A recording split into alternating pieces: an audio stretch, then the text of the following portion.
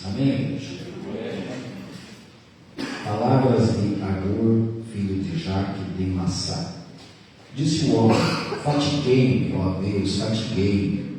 Ó Deus, eu estou exausto, porque sou demasiadamente estúpido para ser homem. Não tenho inteligência de homem. Não aprendi a sabedoria, nem tenho conhecimento do santo. Quem subiu ao céu e desceu? Quem cerrou os ventos nos seus punhos? Quem amarrou as águas na sua roupa? Quem estabeleceu todas as extremidades da terra? Qual é o seu nome? E qual é o nome de seu filho? Se é que o sabes. Toda a palavra de Deus é pura. Ele é escudo para os que nele confiam. Nada acrescentes às suas palavras, para que não te repreenda e sejas achado mentiroso. Duas coisas te peço: não me negues antes que eu morra.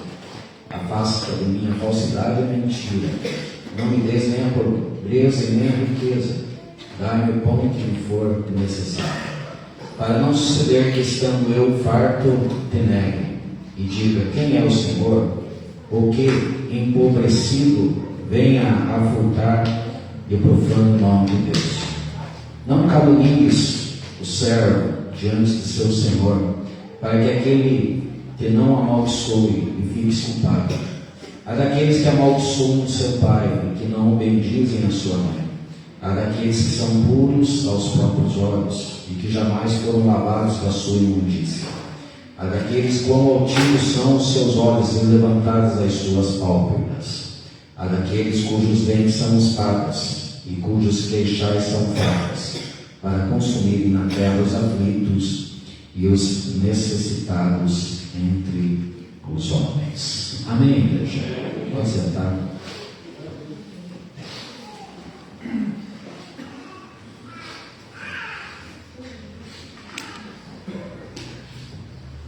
O título desta mensagem: o que fazer diante da visão de si mesmo? O que fazer diante da visão de si mesmo? Eu gosto muito de um teólogo chamado John MacArthur, e esse pastor ele declarou que Provérbios 30 é uma coleção de escritos que foram confeccionados por um sábio desconhecido, provavelmente um estudante de sabedoria na época de Salomão.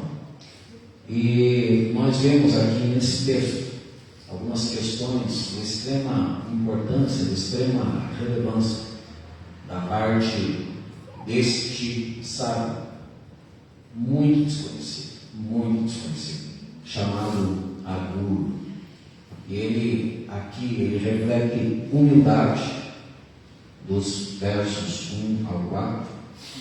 Ele reflete um profundo ódio pelo orgulho ou pela arrogância humana, dos versos 7 ao 9.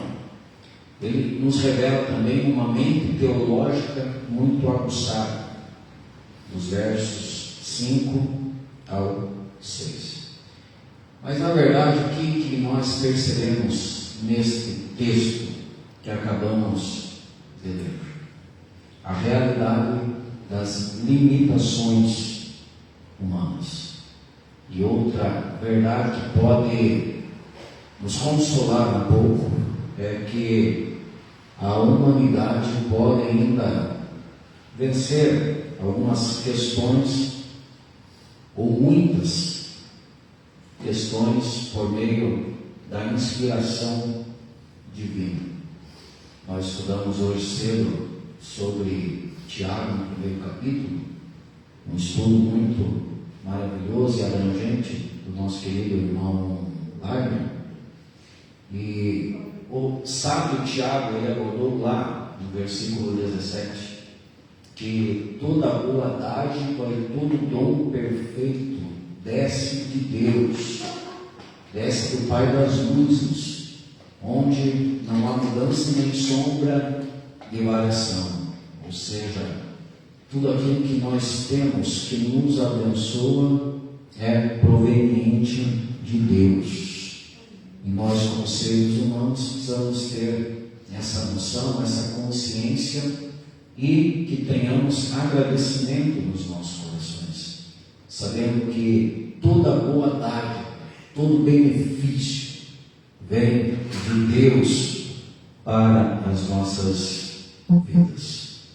Mas acerca da humildade que nós percebemos no texto aqui de Agur, em Provérbios 30, não é uma modéstia ou uma autodepreciação, como ele colocou aqui de maneira muito forte.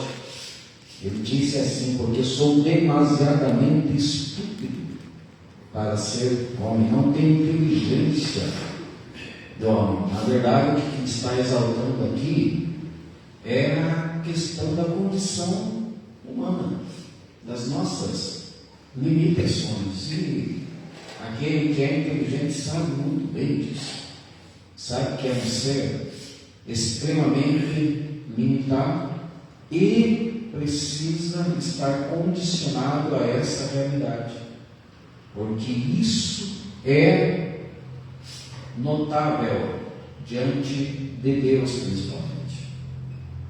Nós vemos aqui alguém sábio que abordou muitas coisas importantes dentro desse capítulo. Se você fizer uma investigação acurada, ou uma pesquisa, ou uma reflexão, ou uma meditação bem nevrálgica nesse capítulo, você vai ver a profundidade das questões que Agur abordou. E, a primeira instância, exaltando a sua condição humana limitada.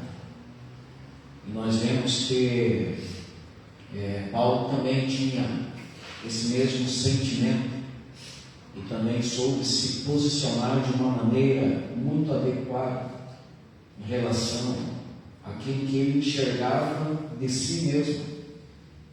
E muitas vezes, talvez nós pensemos de maneira diferente disso tudo e fugimos do que é verdadeiramente a nossa realidade. Tem expressões muito fortes na Bíblia. Uma delas diz assim, que os nossos atos de justiça, os nossos maiores atos de justiça, são como trapos de imundícia diante de Deus. Então é algo muito forte. E Paulo, ele declarou lá em Efésios 3:8 que ele era o mínimo de todos os santos.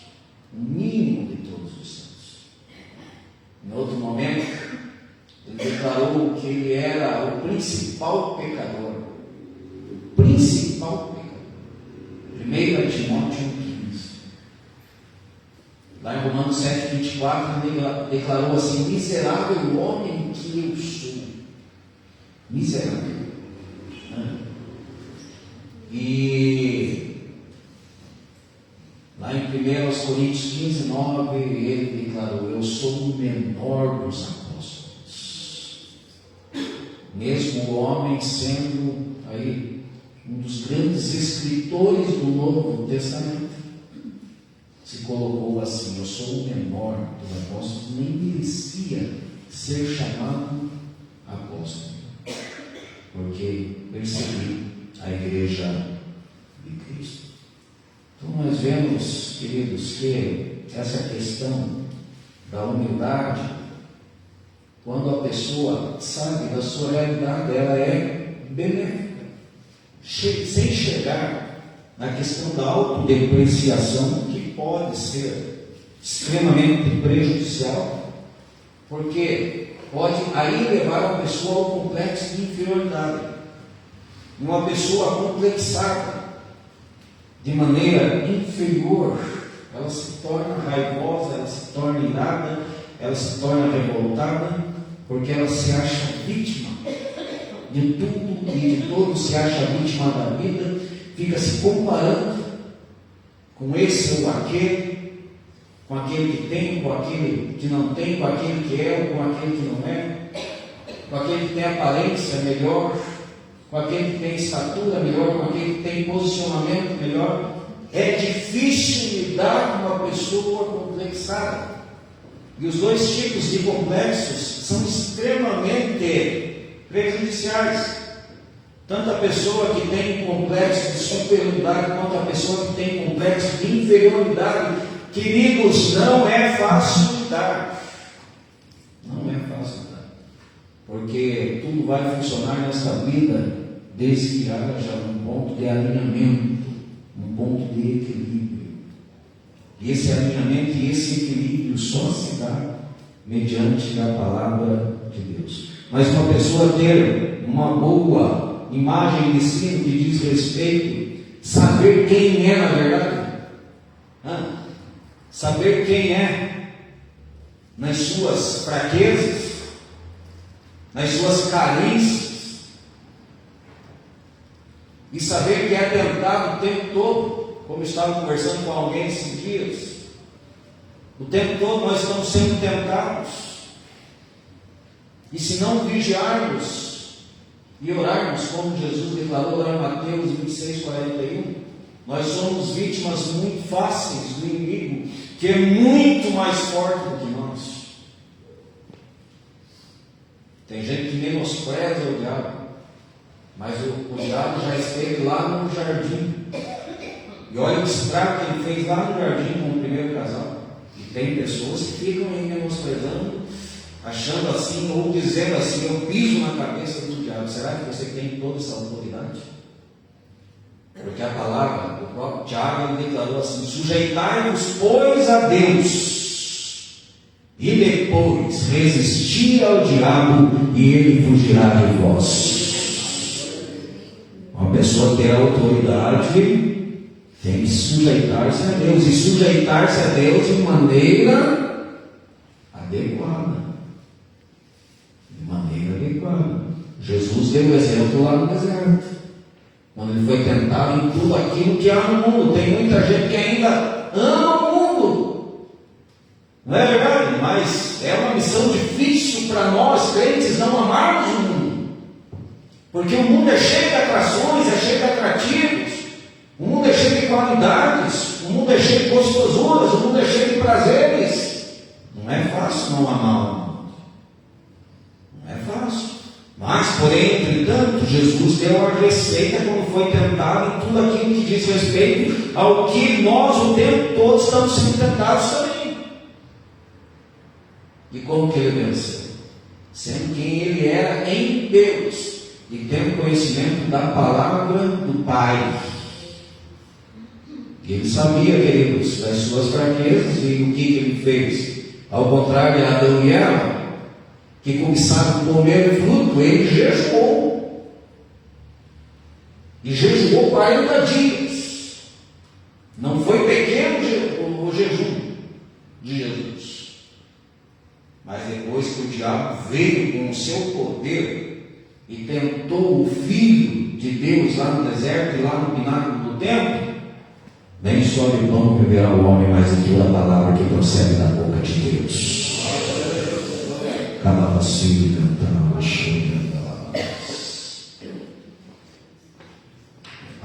de Deus. Mas Jesus, ele era alguém muito equilibrado, porém humilde, sem autodepreciação. Até porque ele era 100% homem, mas 100% Deus.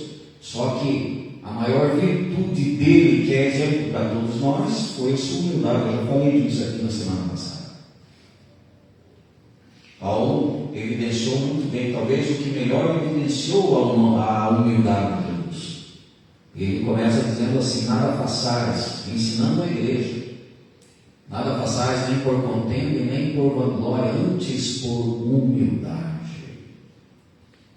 Não considere você superior ao teu semelhante. Não atente você para aquilo que é propriamente teu, mas para aquilo que é dos outros. De sorte que haja em mim e em ti o mesmo mesmo sentimento que houve também em Cristo Jesus, que sendo Deus não teve por usurpação ser igual a Deus, antes aniquilou-se a si mesmo, tomando forma de servo, e como servo fez-se semelhante aos homens, e como homem humilhou-se a si mesmo, sendo obediente até a morte, e morte de cruz. Pelo que Deus o exaltou soberanamente e lhe deu o nome que está sobre todo nome, para que ao nome de Jesus se dobre todo o joelho daqueles que estão nos céus, na terra, debaixo da terra, e toda língua confessa que Jesus Cristo é o Senhor, para a glória de Deus Pai. Como eu amo esse texto, e como eu aprendo com Jesus nesse texto, porque Jesus aconselhou: aprendei de mim, que sou muito humilde de coração. Jesus gritou em alto bom som, na maior pregação de todos os tempos: bem-aventurados os pobres de espírito, porque deles é o reino dos céus. Então, Agur, ele tinha uma sabedoria, por mais que ele tinha consciência das suas limitações, e ele tinha uma interessante visão de si mesmo. Por outro lado, ele aborda a insensatez humana, que também revela as limitações daqueles que estão agindo ainda na tolice, que estão agindo ainda na insensatez, e que são altamente prejudiciais. Acompanhe comigo. Vá no texto de Provérbios 30 e acompanhe comigo. Olha o que Agur declarou aqui a partir do 11 até o 14. Ele está tratando da realidade humana. Acompanhe comigo, Provérbios 30, do 11 ao 14. Ele disse assim, presta atenção. Provérbios 30, do 11 ao 14, ele disse assim: há daqueles que amaldiçoam a seu pai e que não bendizem a sua mãe. Há desses por aí. Há daqueles que são puros aos próprios olhos e que jamais foram lavados da sua imundícia. O que ele está abordando aqui? Visão de si mesmo. Não, eu sou 10, eu sou show, eu sou justificado, eu sou puro, eu estou bem, eu estou dentro, eu sou salvo. Ao seu próprio olho, ou aos seus próprios olhos, ou à sua própria visão, ele é puro, mas jamais foi lavado da sua imundícia. Por quê? Porque está sendo respaldado pelo seu orgulho, pela sua arrogância, pela sua insensatez. E Agur está dizendo isso: há aqueles que são puros, julgam todo mundo é pecador, todo mundo é errado, só eu sou certo, só eu penso certo, só eu falo que abençoa, só eu falo o que edifica. Conhece alguém assim? Há daqueles que são puros aos próprios olhos, mas que jamais foram lavados da sua imundícia. Há daqueles, quão altivos são os seus olhos e levantadas as suas pálpebras. São esses os que mais apanham na vida, os altivos, porque diz a palavra que Deus resiste aos soberbos. Mas para encerrar, versículo 14: há daqueles cujos dentes são espadas e cujos queixais são facas, para consumirem na terra os aflitos e os necessitados entre os homens. São aqueles que usam sua língua para o mal. Esses são aqueles que estão respaldando a insensatez humana, o que revela também, por outro lado, as limitações do homem. Porque agora ele está dizendo aqui: eu sou um estúpido, nem inteligência eu tenho, mas na verdade ele tem uma visão sincera, sabe da sua realidade, e nós percebemos no decorrer do texto que é um homem muito sábio e muito inteligente. Mas aqui ele revela também aqueles que que revelam a sua pequenez exatamente pela insensatez, exatamente pela tolice, exatamente pela vanglória, exatamente por se auto-exaltarem. Há desses por aí. É necessário ter um cuidado. Mas o que fazer, encerrando essa palavra? O que fazer diante da visão de si mesmo? Em primeiro lugar, orar sinceramente a Deus acerca do seu caráter pessoal. Pedido de Agur, sabendo das suas limitações: mantém longe de mim a falsidade e a mentira. Mas como isso? Eu não sou falso, sempre falo a verdade, não tenho uma mentirinha no meu coração, nem uma falsidadezinha, sempre sou sincero, sempre sou verdadeiro. Eu sou uma pessoa muito boa, não desejo mal de ninguém. Será que este está no nosso meio e que se enxerga assim? É difícil. É difícil. Talvez esse já esteja lá no seio da grama, porque perfeito aqui ninguém vai ser. Ninguém. E se o teu problema não for a falsidade, talvez seja outro. Se o teu problema não for a mentira, esses foram pedidos de Agur, os pedidos pessoais de Agur. Talvez o teu problema não seja a mentira, talvez você seja a pessoa mais verdadeira, que fala a verdade a todo custo. Nem que seja para correr, fala a verdade. Tem desses.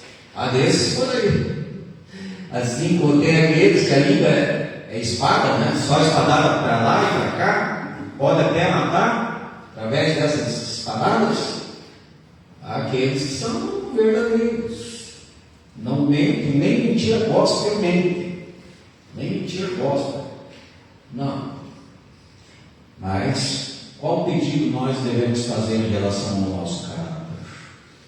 Agur foi diante de Deus e pediu ao Senhor: afasta de mim a falsidade e a mentira, porque talvez fosse um probleminha que ele tinha lá, e ele expressa sua dependência de Deus através desse apelo.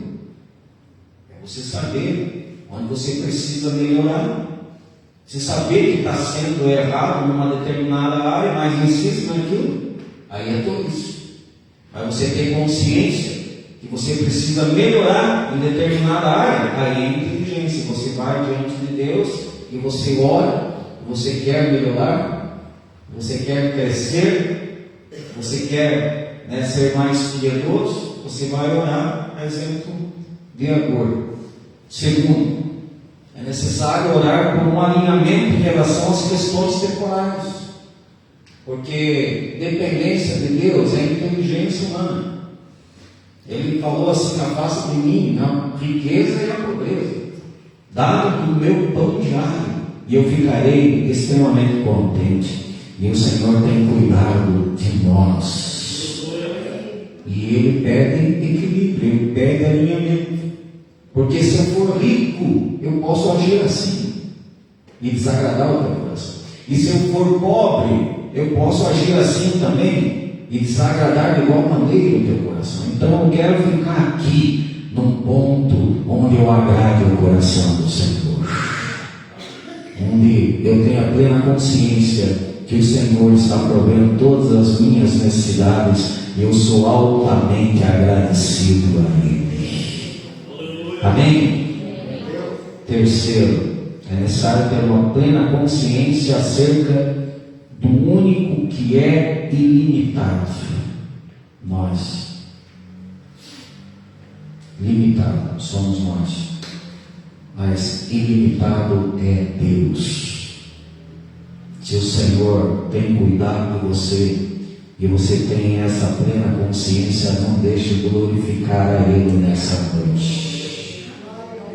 Porque, queridos, na questão teológica, Agur, ele colocou aqui: quem cerrou os ventos nos seus punhos?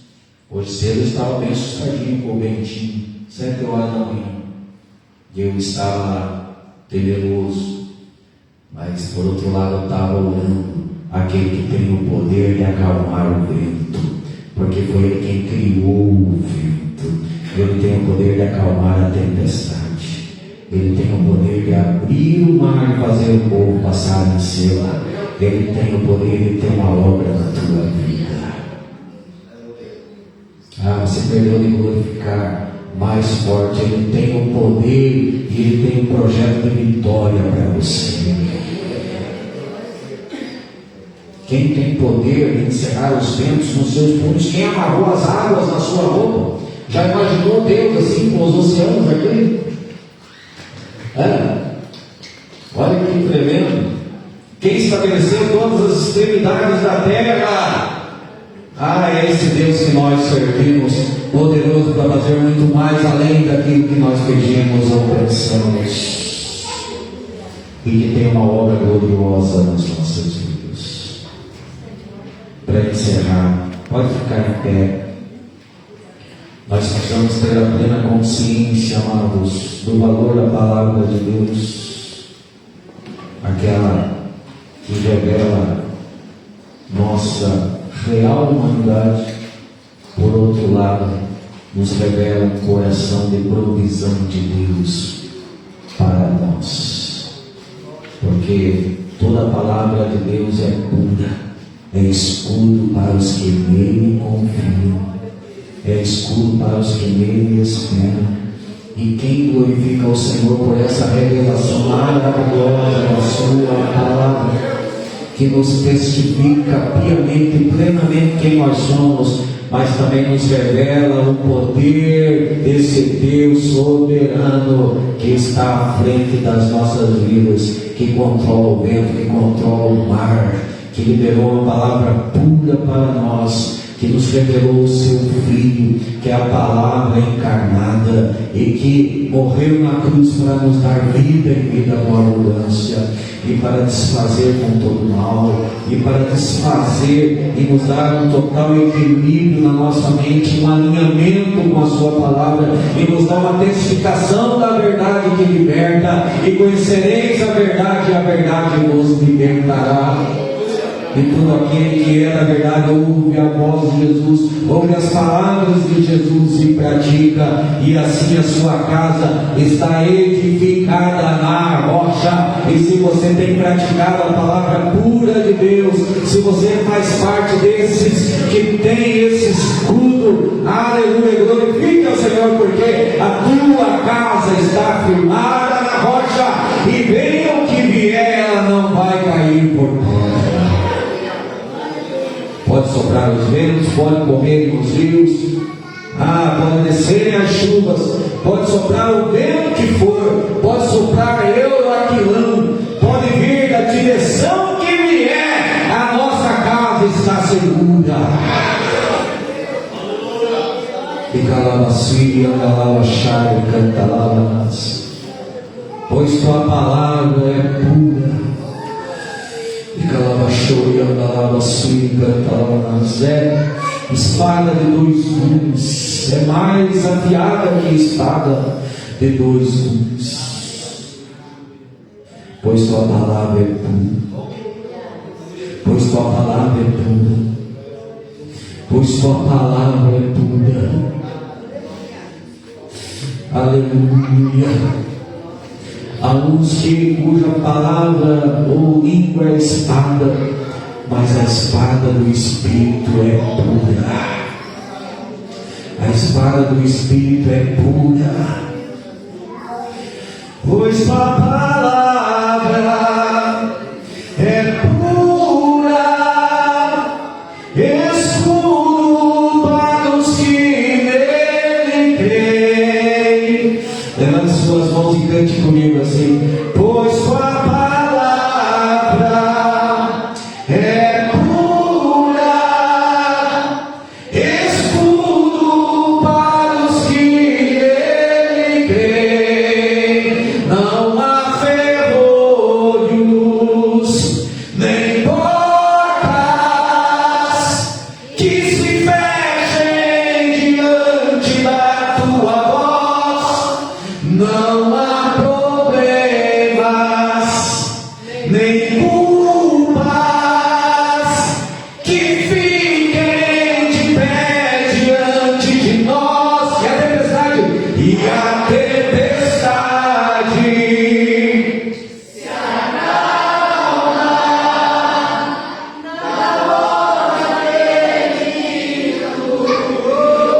Ouça a voz dele nessa noite. Ouça a voz dele nessa noite.